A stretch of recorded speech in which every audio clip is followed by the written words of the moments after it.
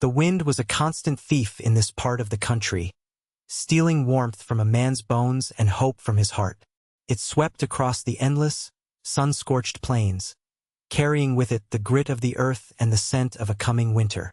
Elias knew its language, the low moan that promised a bitter frost and the sharp whistle that spoke of dust storms. For 10 years, the wind and the silence had been his only real companions, his small, sturdy ranch a fortress against a world he had long since turned his back on. The cabin was a testament to his solitude, built with his own hands, every log and stone a piece of the wall he had erected around his soul.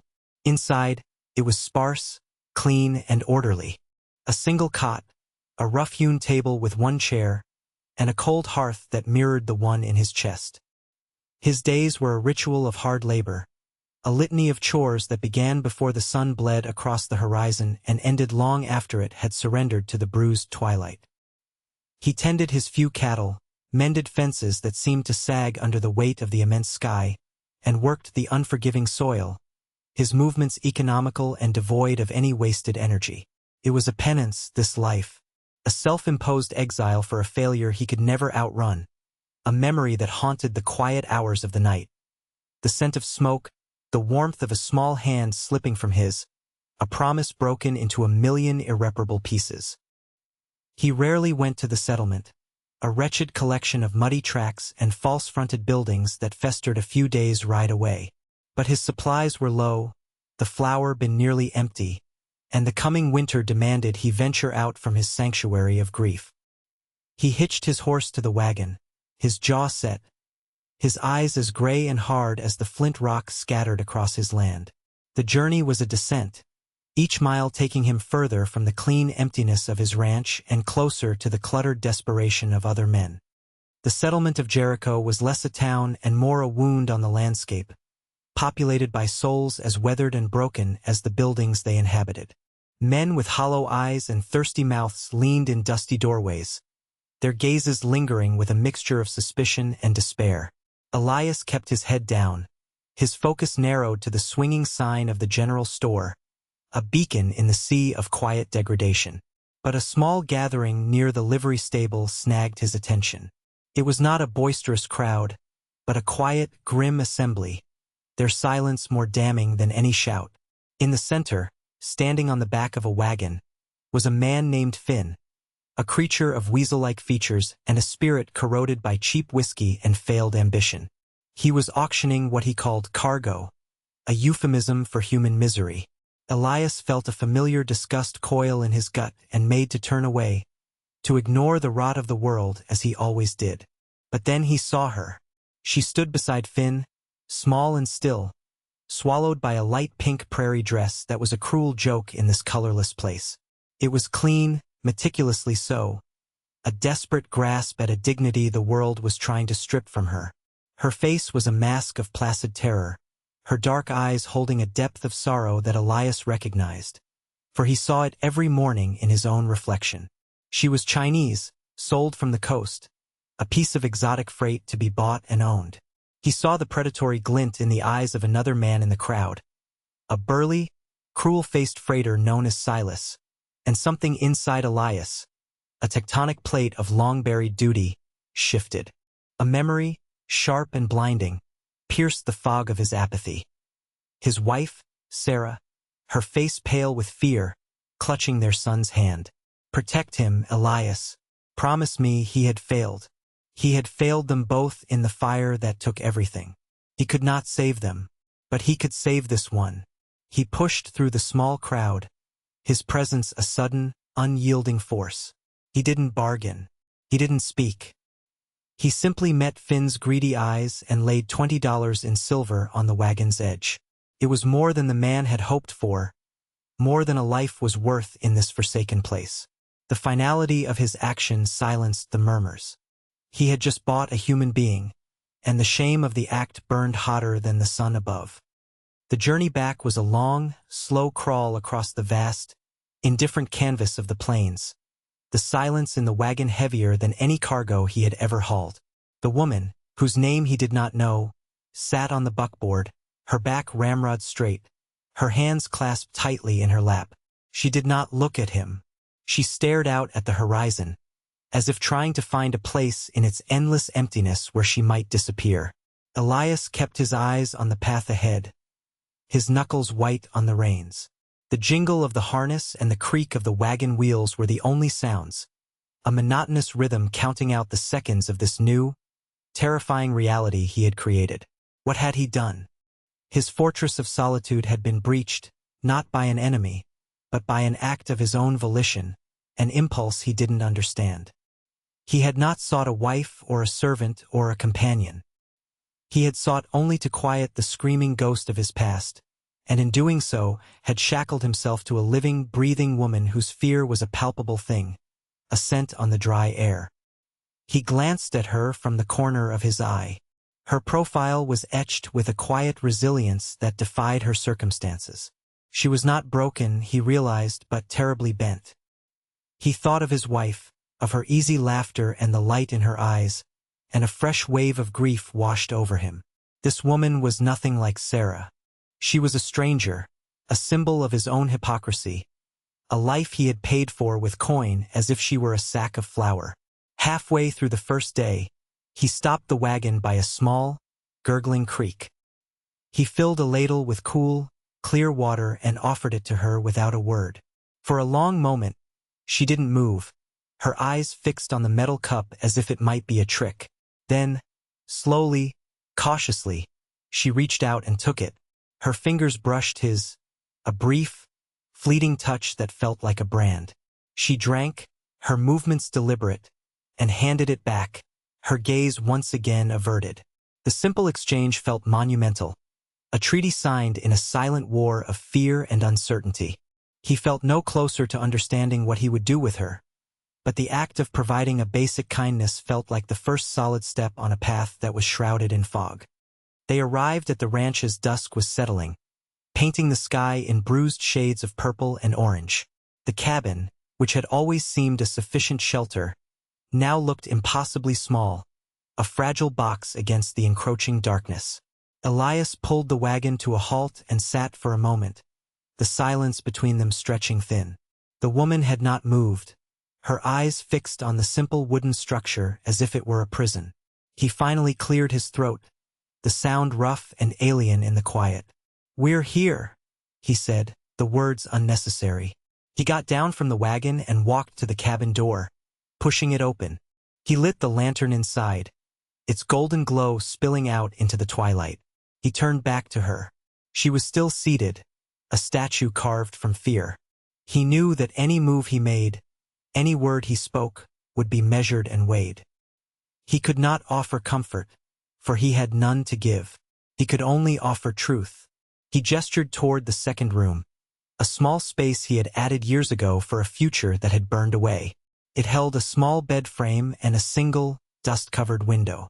"This is your room," he stated, his voice flat and factual. "No one will bother you here. You are safe." The word safe felt like a lie in his mouth, but it was the only thing he had to offer. He brought in her small, cloth-wrapped bundle, her only possession in the world, and placed it on the floor of the room. He did not enter, but stood at the threshold, a guard at a border he had himself drawn. He then retreated, turning his attention to the familiar rituals of the evening. He fed the horse, checked on the cattle, and returned to the main room to build a fire. He worked with a deliberate focus, hoping the mundane actions would anchor them both. He prepared a simple meal of beans and dried meat, the smell filling the small space. He placed a plate on one end of the table and another on the far end, a chasm of wood and silence between them. She eventually emerged from her room, moving with a quiet grace, and sat down. They ate without a single word passing between them, the only sounds the scrape of spoons against tin plates and the crackle of the fire. It was not a shared meal. It was two solitudes, coexisting in a fragile, unspoken truce. The days that followed fell into a strange, silent rhythm. Elias would rise before dawn, his boots thudding on the wooden floor the only alarm clock. He would find the fire already rekindled, a small pot of coffee warming on the hearth. He never saw her do it, but the evidence of her presence was there. a quiet ghost tidying the edges of his harsh existence. He would work outside until noon, and when he returned, a plate of food would be waiting on the table. He would eat alone, and then return to his labors until nightfall. Her name, he learned, was May. He had found it written on a small, worn piece of paper tucked into her bundle when he'd moved it. He did not use it. He did not speak to her at all. Their communication was a pantomime of shared space. A mended tear in his shirt, left folded on his cot. A bucket of fresh water left by the door. A small, wild prairie flower placed in a tin cup on the windowsill. Each was a wordless message, a fragile thread being woven between them in the vast silence. He learned the cadence of her movements, the soft sweep of a broom, the quiet hum of a song from her homeland as she worked. Her presence began to feel less like an intrusion and more like a quiet counterpoint to his own grim melody. One evening, a fierce autumn storm rolled in, the sky turning a bruised black as rain lashed against the cabin. Elias worked late, securing the livestock, and returned soaked to the bone, his body aching with cold and exhaustion. He pushed open the cabin door to find a scene of unexpected warmth. The fire blazed brightly, chasing the shadows into the corners, and the air was thick with the scent of a savory broth. May was there, standing by the hearth, her silhouette softened by the firelight. She turned as he entered, her dark eyes holding a flicker of something he hadn't seen before. Not fear, but a quiet concern. She took his wet coat and hung it by the fire, her movements deft and certain. She ladled the steaming broth into a bowl and placed it on the table. For the first time, he sat down not as a solitary man, but as someone being cared for. He ate, the warmth spreading through him, thawing a chill that had been lodged in his soul for years. He looked across the table at her, truly seeing her not as the woman he had bought, but as the woman who had brought a sliver of light back into his darkened world. His eyes fell upon a small object on the mantelpiece, a little wooden horse he had carved for his son. May followed his gaze. She looked back at him, her expression unreadable, and then she spoke, her voice barely a whisper, the English broken but clear. "You have, son?" The question struck him like a physical blow. He shook his head, the word catching in his throat. "I did." A profound sadness crossed her face, a deep, knowing empathy that transcended language. She looked down at her hands, her next question so quiet he almost didn't hear it. Will I have to? For you?" The question hung in the air, a testament to the horrors she must have endured, the things she believed were expected of her. She wasn't asking about love or marriage. She was asking about servitude, about being used as a vessel to replace a ghost. And in that moment, the lone rancher's heart, which he had thought long dead and buried, broke completely, not just for her, but for the boy he had lost and the man he had failed to be. The question hung in the air between them, fragile and terrible. Elias felt the floor drop out from beneath him, the simple query exposing the raw, ugly truth of their transaction. She saw herself as a vessel, a tool to replace what he had lost, and the realization shamed him to his very core. He looked at her, truly looked, past the fatigue and the fear in her eyes, and saw a person who had been so thoroughly stripped of her own worth that she could only imagine her value in terms of service and utility. His own grief, his self-imposed prison of guilt, suddenly seemed like a selfish indulgence. He had been so consumed by his own ghosts that he had failed to see the living, breathing soul standing right in front of him. He slowly shook his head, the movement stiff, as if the muscles had forgotten how. "No," he said, his voice a low rasp, thick with an emotion he couldn't name. "That is not." "No." He stood and walked to the cold window, staring out into the tempest. "I had a son. His name was Thomas. And a wife, Sarah." He spoke the names into the glass, the condensation of his breath momentarily obscuring the raging storm outside. "There was a fire. I was not there to stop it." He did not turn to face her. He could not. The confession was for the storm, for the ghosts, for himself. "What I did in that town, buying you, it was wrong. It was a moment of madness, trying to right a wrong with another wrong. But that debt is mine to carry, not yours. You are not a payment. You are not a replacement. You are a person, and in this house you will be treated as one. You owe me nothing. He finally turned. May was watching him, her dark eyes wide, glistening in the firelight. She did not speak, but he saw a flicker of understanding, a seed of something other than fear, being planted in the barren soil of her gaze. The storm raged outside, but inside the small cabin, the air had cleared. The following morning, after the storm had passed and the world was washed clean, Elias led her outside. Instead of pointing to the chores of the house, he walked her to the far side of the barn. Leaning against the wall was his old hunting rifle.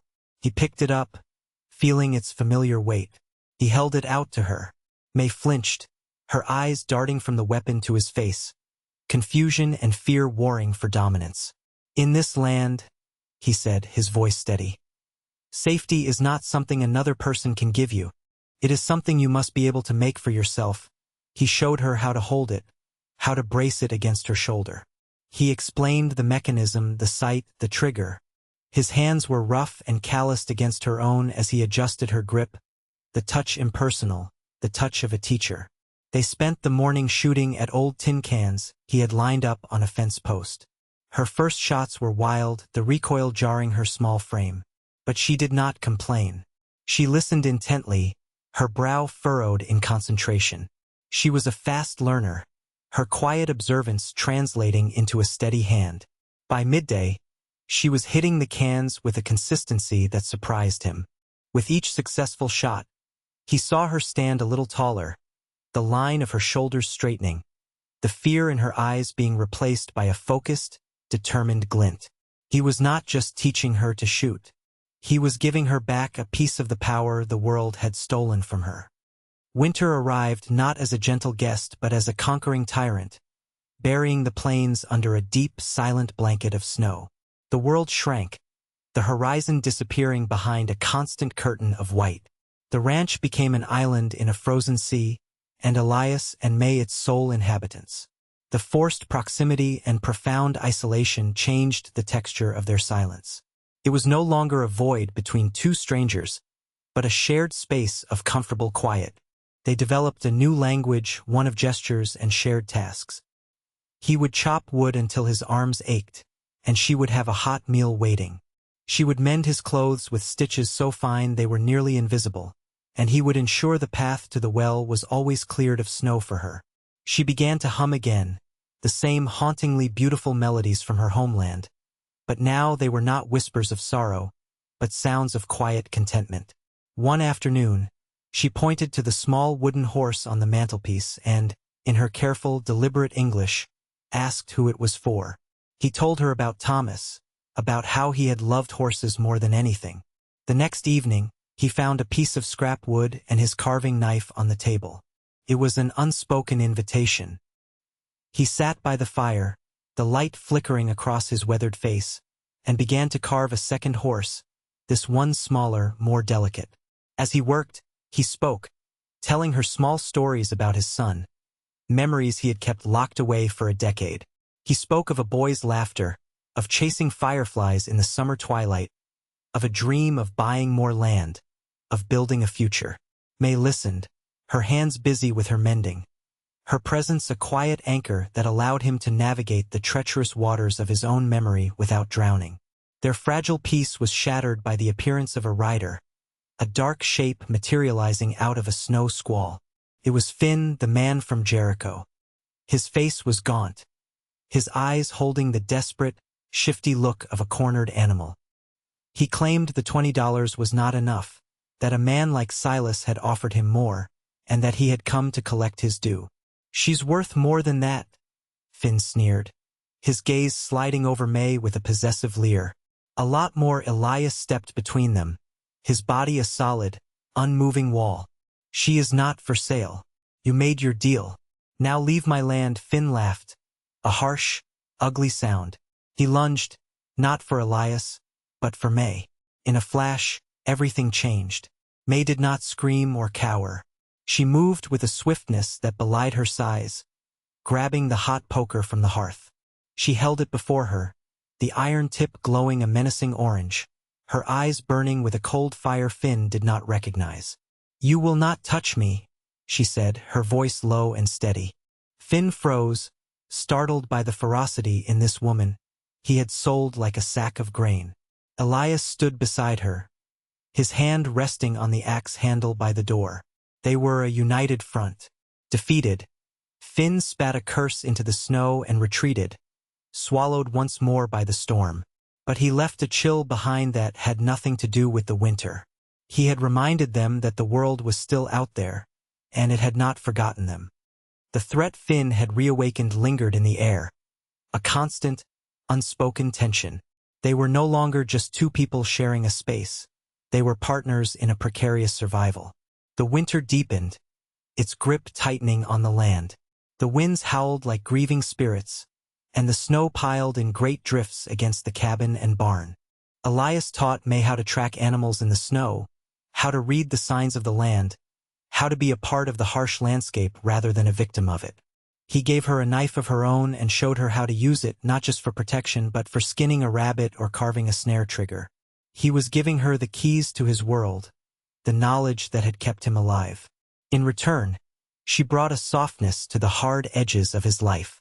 She showed him how to use wild herbs she found peeking through the snow, making a tea that soothed the ache in his bones.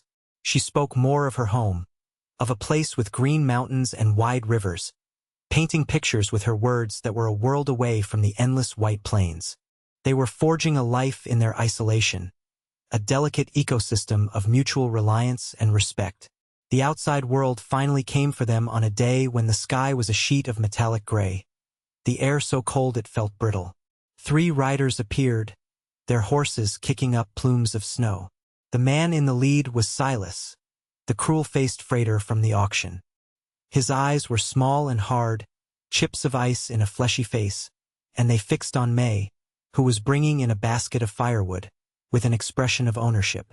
"I've come for my property, rancher," Silas called out, his voice a low growl that carried on the frigid air. "Finn told me where to find you. You bought stolen goods." She was promised to me. Elias emerged from the barn, holding a pitchfork. He walked slowly, deliberately, until he stood in front of May, shielding her. "She is not property," Elias said, his voice dangerously quiet. "She is my wife." The word surprised them both. It was a lie, but it was also the truest thing he had ever said. It was a declaration, a line drawn in the snow. Silas chuckled, a humorless, ugly sound. "A wife? A man like you hiding out here in the dirt? I don't care what you call her. I paid a deposit. She's mine." He dismounted, his 2 hired men spreading out, their hands hovering near the pistols at their belts. "You can give her to me now, and I'll let you live. Or we can do this the hard way." The air crackled with menace.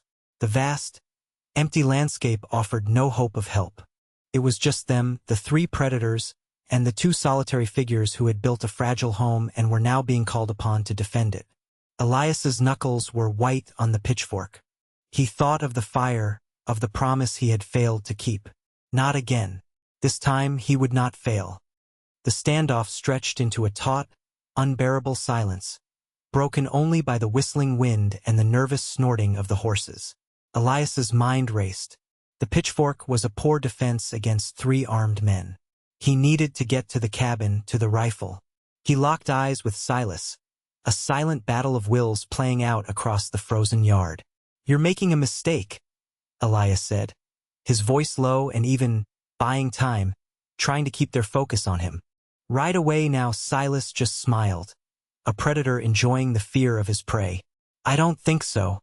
Boys, go get my prize." As the 2 men started to move, one to the left and one to the right, a sharp crack echoed through the cold air.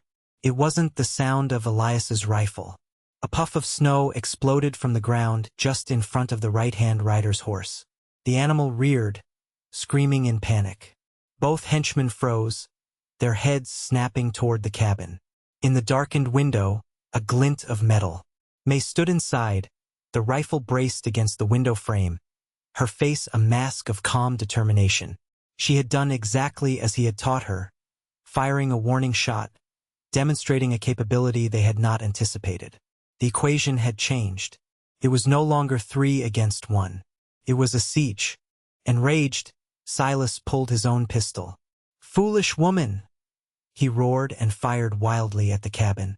The shot went wide, splintering the log wall. That was the opening Elias needed. While Silas was distracted, he lunged, not with the tines of the pitchfork, but using the long handle as a staff. He slammed it hard across the gunman's wrist, sending the pistol flying into a snowdrift. He brought the handle back and drove it into the man's gut, doubling him over with a grunt of pain. The second henchman, recovering his nerve, drew his weapon, but another shot rang out from the cabin. This one was not a warning. It tore through the man's shoulder, spinning him around with a cry of agony. He collapsed, clutching the wound, his fight over.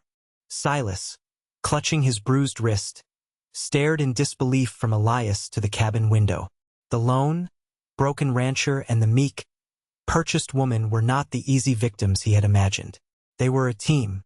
With a snarl of fury and frustration, Silas scrambled for his fallen pistol. But Elias was faster.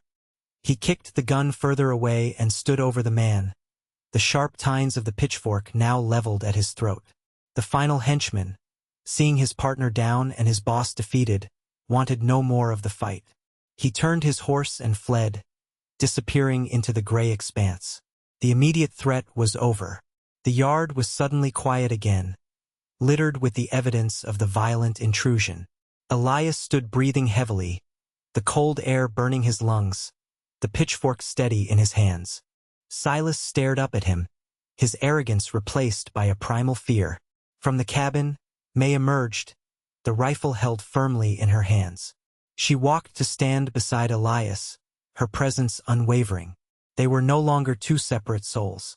They were one, forged in the crucible of that bloody snow. The aftermath was stark and silent.